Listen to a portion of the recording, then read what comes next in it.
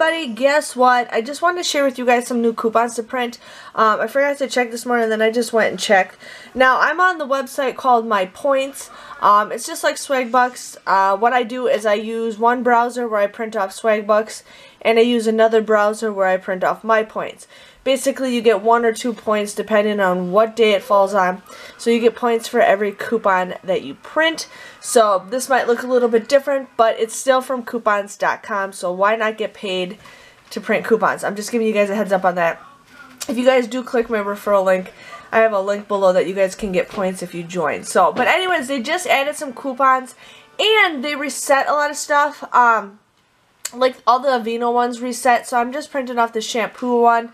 I printed off the Clorox one again. And then they added a $2 off Revlon brow. They added $2 off Revlon mascara liner or shadow. $3 off foundation. And then they have $2 off lip product. And then I'm just doing the creamy Snickers. And then the Carmex crayon deal. And then I'm also doing the Dial.